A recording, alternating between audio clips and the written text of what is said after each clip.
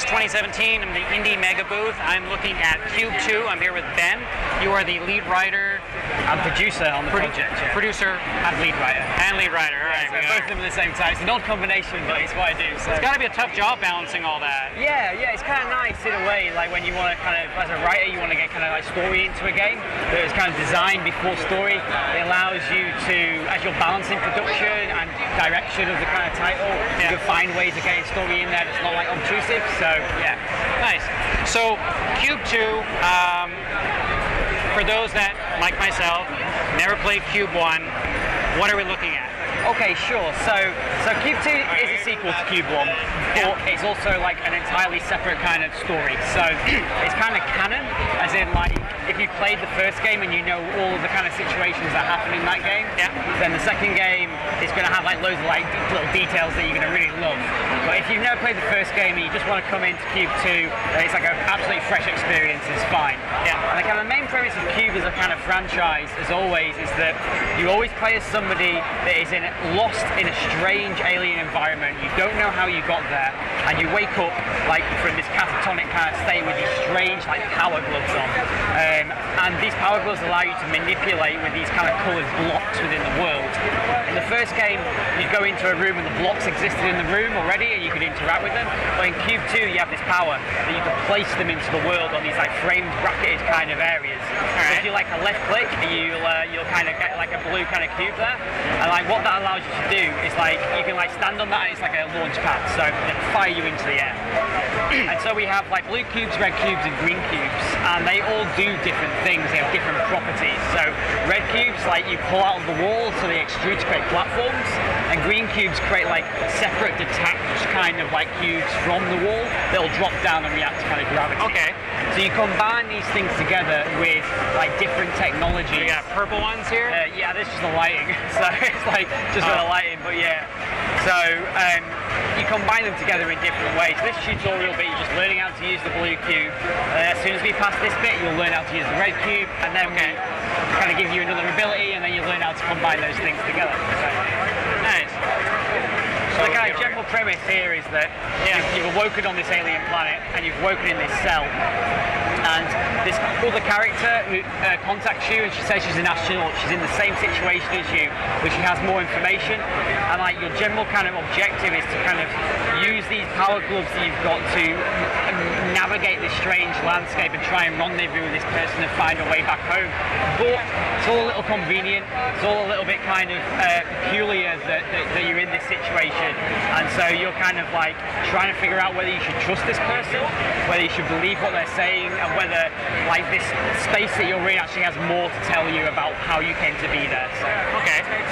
So right off at first glance, it kind of has a little bit of like a Portal vibe. So was like, is that intended? Like, is that like an inspiration type of thing? Or? Yeah, so with the first game, I know that the guys that I didn't work on the first game, but the guys that did work on the first game, there is definitely an they're inspired by an animation originally, but then you look at games that have been successful, look at Portal, there's definitely an inspiration there. With Qube 2, we haven't looked at Portal, but what we have looked at is Qube 1, and then tried to think about how we can improve upon that. But because it's kind of like closely related in a sense, it automatically is going to bring out some of those ideas of Portal. And like I guess aesthetically, we're still going for the same genre. It's like science fiction, right? Okay? It's like a specific type of science fiction in puzzle games. So aesthetically, this area definitely has the vibe. But as you progress, there's other like areas. Even like an area like this, it has that very distinct kind of look. Dark and like kind of quite analog, quite angular. And then as we kind of like move through the game, things become a little bit more interesting, a little bit more organic. And that's where things change. We have like a little bit of a teaser about that at the end of this like demo. Yeah. Like I mentioned before, before the interview, it's a really pretty game. Thank you so much. Like it looks absolutely gorgeous. Like I just like a lot of the wear and tear that are on these things. Like nothing's like kind of pristine or anything. Yeah, there's definitely like an age to this place. So like if you look at this big thing in the middle, if we go around the other side, like everything comes back to this cube identity, and then we have these contrasts, like these big like wires and veins. So if you go up to here, you'll notice that there's like cube-like material in here, but then there's a big circle in it which is like contrasting. So we kind of play this idea of organic kind of stuff, or like organic shapes, towards the harsh kind of cubes, and that plays into the narrative quite heavily as you progress through the game. Yeah, yeah. It's like I like a lot of the like reflections. Like that's really nice. Like the lighting is extremely beautiful. The reflection stuff's really cool. Yeah, our art team like have worked with Unreal for many years. This is an Unreal Engine 4 game, and so like they learn how to use the engine, and like really we've worked with the engine in the best possible way to get the most out of it. So yeah. So now you've got this red ability. You can actually place red cubes. So if you kind of go back over here, you can place a red cube on that, and then now you can pull that out and extrude it. So, okay. So now you've got two abilities, and if you use the scroll wheel, you can like change between them. I thought they were like orange, but I guess it's just the lighting. Yeah, it's just the lighting. We're going to do a bit of tweaking to kind of make those a little bit more red. Yeah, it's definitely very interesting. Cool, thank you. So yeah, the scroll wheel now will like change your ability. We've tried to get as much diegetic, so like in the game world as possible.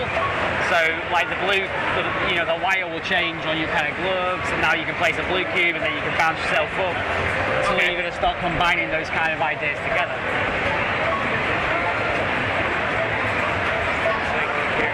So, I saw that there's like characters like talking to you in the like the voiceovers and stuff. Like, what generally is kind of like the narrative of like your character like?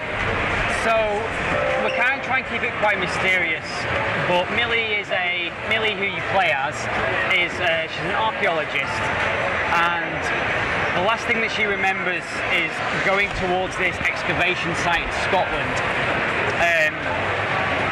And then she doesn't really recall anything after that. The next thing she remembers is waking up on this alien planet. But actually all of that is tied together into kind of what Q.U.B.E is, and it ties into the first game, which was this strange vessel that was heading towards Earth, and then you blow it up just outside of kind of the Earth's orbit. And you're kind of told in this that you must have been one of these trained people that had gone onto this vessel in the first game, and you've just forgotten it because of all the teleportation and stuff. It's all, again, like I say, it's very convenient. And that you've just forgotten how to do all of this kind of stuff. So the last thing that she remembers is this, but then there's like this massive dissonance between it. So it's really a story of kind of discovery. So as your character moves through this, her only objective is to try and find a way back home.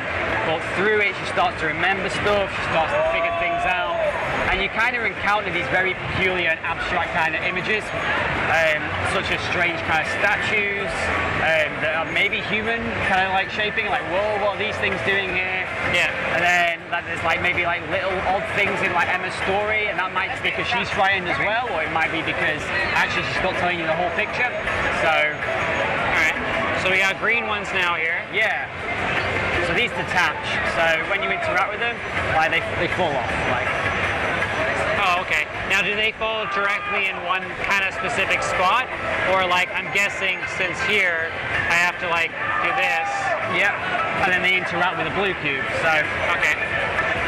Now, are there things like, say I hit that thing off, are there like areas in the game where there's like conveyor belts that move those green ones over and I go and like run and grab it, or? Not conveyor belts, but there are things that you interact with in the world. I can't really say at the moment, but there are things that you interact with in the world that have like moving kind of properties. We're going to encounter one of those in a second, but then there's like variations of that that kind of do different things that allow you to move these objects kind of around in different ways. And they're quite interesting because some of them you have like really like strong control over, but then other ones like you don't. It's like maybe something pushes it, like it's like wind or something like that, and there's other things that like you can change the property of that green cube, so you can do cool stuff with it. Like I heard it, I like the little safety mat. Yeah, like we don't have like brackets on our legs like in Portal, so you've got to have safety mats in this world. So pretty much. So this is an example, like not a conveyor belt, but like if you interact with this big button up here, so right click on it, like it slides the wall. Okay, yeah, that's what I was meaning. Is so like you can move stuff some around. form of like movement that with the green cube that you gotta kind of do, like environmental, puzzle kind of stuff. Absolutely, and we have variations of this and like different technologies that you can. Basically, you only have blue, red, and green, and but then we introduce new technologies in each area of the game that these things can interact with in different ways. So in this area, you're being introduced to the green cube and the sliding, what we call the sliding walls, and then figuring out how to utilize those in different ways. So in order to kind of get through the puzzles.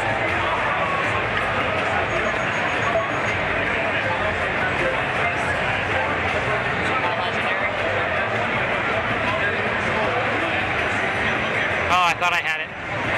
So yeah, at this stage in the game, you can only place one of each kind of colour. So that limited kind of interaction allows you to really, you really have to really think about what you're going to kind of have to do with them. So.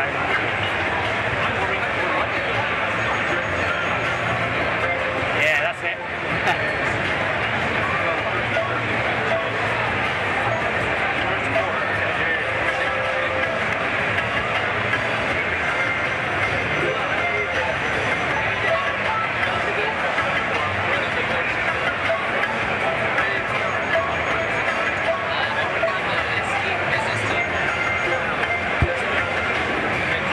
Missing it. So if you turn around, I think there's another pad over here. Yeah, so you can use that to launch yourself across. That got rid of your red cube. Oh no! So yeah, so it's kind of like you've got to be super purposeful about everything.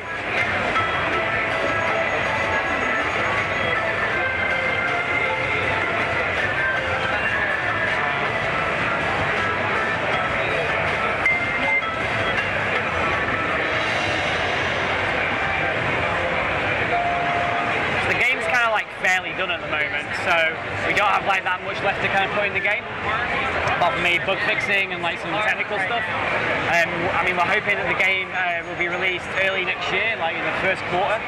Okay. So January, February, March time. We're going to be coming out for PC, PS4, and Xbox One. Oh, okay. All at the same time. Yeah, I would love to see a console version of this. Yeah, absolutely. Do you guys have any plans of enhancements for the PS4 Pro or the Xbox One X? Yeah, we do. We're looking at 4K. We're looking at kind of higher resolution HDR kind of sort of stuff. It's something that we're 100% looking at. We'd like to get it all done for launch. But we'll see how we kind of go through stuff.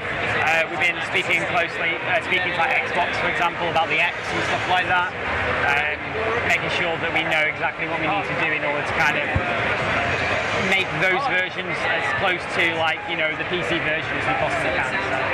Now, do you guys have any plans for any type of co-op or any form of at least some multiplayer? Not at the moment, no, and that's primarily just to do because we're a really small team, only 7 of us. We've developed this quite quickly, and we kind of want to push this out there first, and then we can maybe start thinking of DLC and the things we might do with that. Or even Q.U.B.E. or something. Absolutely, yeah. I just think the co-op nature of solving puzzles together would be kind of fun. We've talked about all that kind of sort of stuff, and I think it's super interesting. You'd be able to interact in different ways would be super interesting. But we'll see what happens in the future. Gotcha. So can you move these at all, or no? They're these weird, almost think about it as the most heavy metal that you can imagine. It only interacts with itself, Yeah. Just trying to think how to get that guy going there. Well, I mean, it's a I like the aesthetic, the color stuff's really cool. Even the hands, the detail is really nice. Are you gonna have even with the hands subtle little animations? They do. If we leave them for a while, they should do an idol. Well, there you go. Yeah. So you get little ones. She rotates her wrist. Sometimes she does that. I kind of want to get one in there where she cracks her knuckles a little bit, that sort of stuff. Gotcha. So what's the main difference between Q.U.B.E. 1 and Q.U.B.E. 2? So the mechanics are slightly different. Mainly that you have control of where you place the cubes in the world rather than being in a set place. So that's the most major thing. We have different technologies, like different things that you'll find in the world that you never found in the first game. We have 4 like major environments. There was only 1 in the first game. So we have this environment, which is like this industrial kind of like a bit like dirty kind of like area that's like deep down in this monolith that you're in. And then we have like an area that's quite similar to the first game, like quite clean, quite, you know, like pristine and almost like a laboratory kind of like aesthetic. And then we have other areas I can't really talk about, but we definitely play with this idea of like organic and nature. And once we get through this puzzle, you'll be able to see like the next room kind of shows it off a little bit. So. Nice. Well, it's definitely a good game. So you're launching early next year. Early next year, yeah. For Steam. Steam, like PS4. Humble. So it'd be like Steam, Humble, Windows 10 Store, and like GOG, and maybe some other like smaller stores. So for all your major PC stores, PS4, Xbox One. You guys maybe looking at even doing like a Nintendo Switch version if Nintendo kind of... Yeah, well, we talked about it. We don't have the resources to do it for launch, but it's something that we're massive Nintendo fans. It's, and the first Cube was on the Wii U, so it's something that we would like to, you know, consider. I just think like the portable nature is absolutely my favorite thing about the console, and it's almost making me buy a few games that I would want to play at home, but then you have that pick up and play. Yeah, if I can buy it on the Switch and it's a good version of it, I'll buy it. Like, I absolutely love that console. And I think there aren't any like games like this on the Switch, so it's something we would definitely like to consider. So cool. Well, it looks really good. Cool. I can't wait for it to actually come out for Xbox One. I'll be jumping in on that one. Okay, great. Thank you very much. Yep, thank you. All right, thanks.